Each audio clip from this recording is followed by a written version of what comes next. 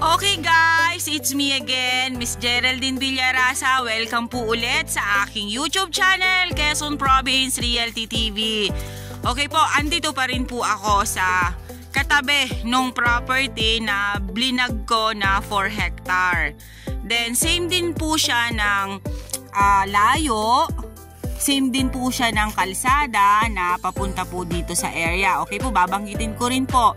Mula po dun sa National Highway hanggang dun po sa kalsada na cemented road na binabaan namin papunta dito ay 6.5 kilometers ang layo niya. Then papunta po naman dito ay 1 kilometer. Yan pong natututukan na ng aking camera, yan po ay Barangay Road. Ito po ay lusutan sa kabila pong barangay. Then ito pong property is along Barangay Road pa rin. 150 meters din po ang frontage niya dito sa Barangay Road. Then ito naman pong property na to is 2 hectares siya mahigit. Pero hindi ko pa po nakikita yung titulo kung ilan po talaga yung sukat niya. Kaya po ilalagay ko po muna ngayon, babanggitin ko po muna ngayon is 2 hektarya.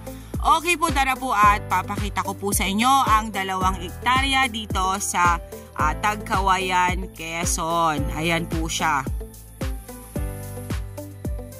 Ayan, mahogany again ang mga nakatanim dito sa gilid ng Barangay Road. Ito po ay yung katabi pa rin po nung kinikwento ko dun sa kabilang vlog na may nag-invest na po dito na nasa 30 hectares. Yan. Napakalalaki po ng puno ng mahogany na dito. Halos po yung iba ay kasing laki na po ng puno ng nyog. Ano po? Then, sapa po yan, ma'am. Source of water po is sapa again. Yan po siya.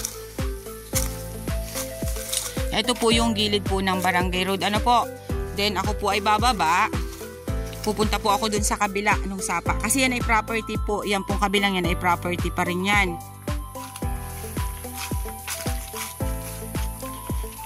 Dahan-dahan at baka madulas. Ay ko! Ang linaw naman, ma'am, ng tubig. Ito nga po na po ng tao dyan. Ay, gayon. Opo, ang linaw po niya, oh. Sa bagay po, nung panahon talagang hindi pa naman uso ang mineral water ay ganyan po ang iniinom ay napakalinaw po ng tubig, oh. Ayan po siya, oh. Galing po siya sa bundok. Ayan, papunta po yan dun. Sa loob po mismo siya ng area, ano po. Then, ayan, batino at mahogany again. Ayan po siya. Aakyatin po natin ang mauntian.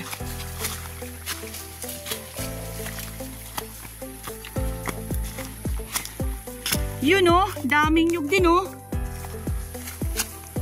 Ang ganda rin po nitong area na to oh. Medyo po yung kabilang yun ay tumalibis din po ng konti. Din ayan, pantayin na po itong side na to. Ang bababa pa po ng mga nyug niya oh, mga tagal pa po siyang mapapakinabangan. Ayan, mahogany again po ang mga nakatanim dito sa property.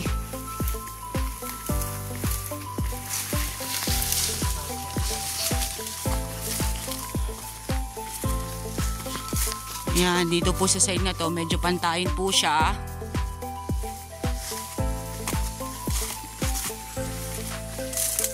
Yan pa rin po naiikutan na yan ng aking camera. Kasama pa rin po yan sa 2 hektarya. Lukari na to, mama. Lukari na po.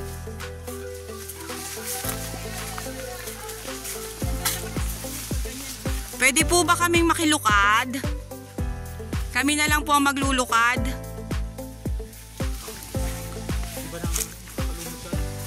Ayan po siya, oh. Yan, talibis po dito sa side na to. Ayan, yan po yung kaninang nandun kami sa taas, pantayin po yan dyan sa taas. Then nandito naman po kami sa baba, ayan, tumalibis po siya.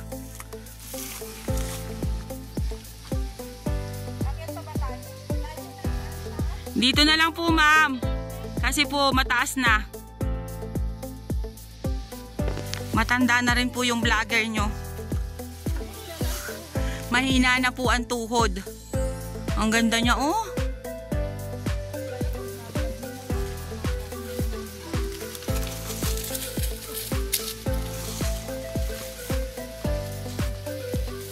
Napakaganda po ng nyog niya, oh.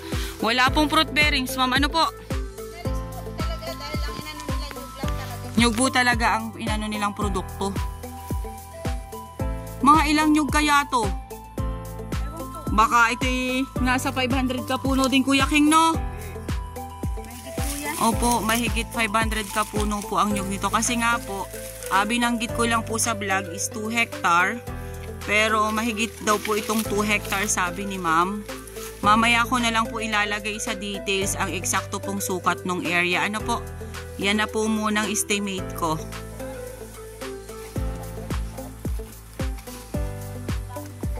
Ayan. Then may mga saging din po siya na kaunti. Yun nga lang po, sa ngayon po ay medyo po hassle pa rin yung kalsada.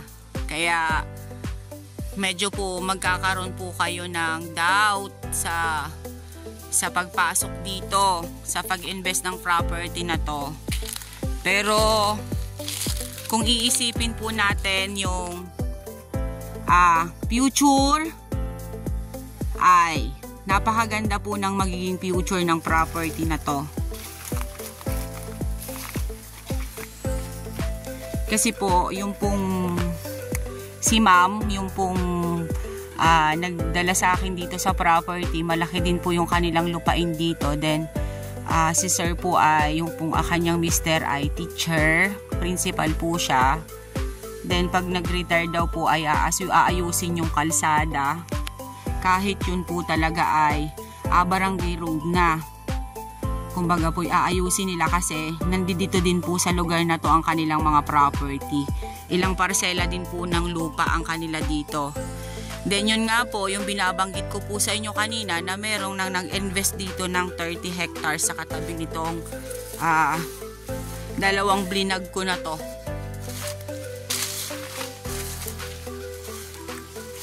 Napakarami po niyang nyog, oh.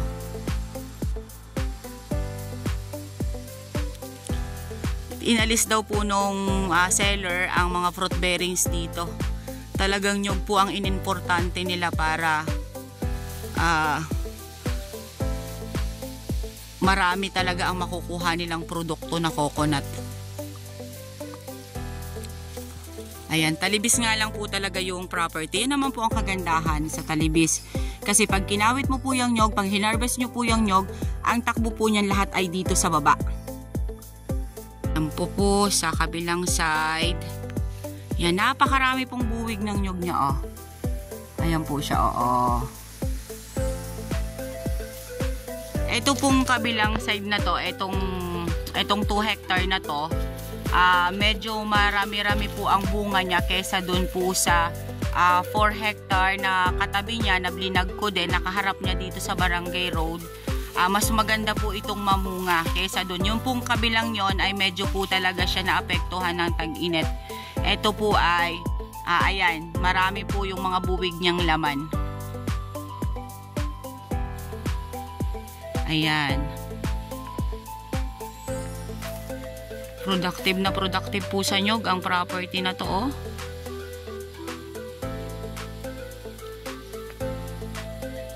Linis na lang po, konting linis na lang po ito. Okay na po, are.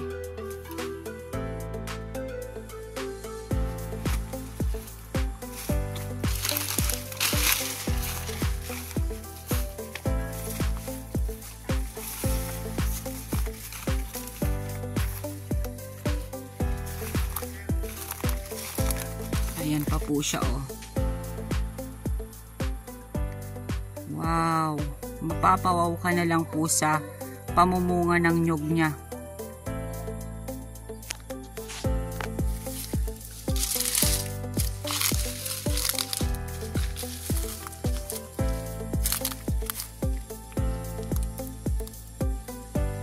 Okay po.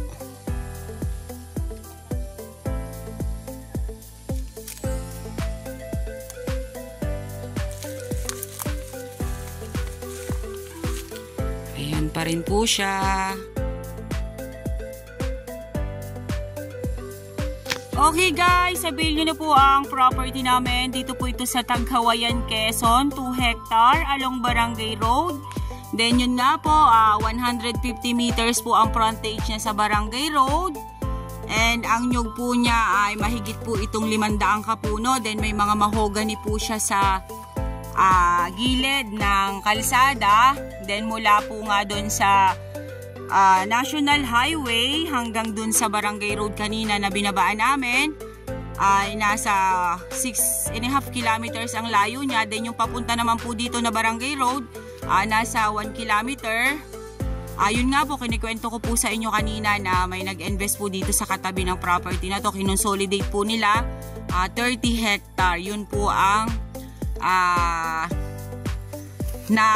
na-consolidate ng mga tao dito para po di po namin alam kung anong gagawin doon, kung farm or what. Basta po yun ay ininvest dito sa amin sa Tagkawayan, Quezon. Okay po, once again po ako po ulit ang inyong site locator, si Miss Geraldine Villarasa. Muli po akong maglalambing, pa-like and share po ng aking mga vlog. And pa-subscribe na rin po ng aking bagong YouTube channel, Quezon Province Realty TV. Ayun po palang about sa price, ay mamaya na lang po dun sa details ko, and about po sa title, dun ko na lang po ilalagay. Okay po, thank you po for watching!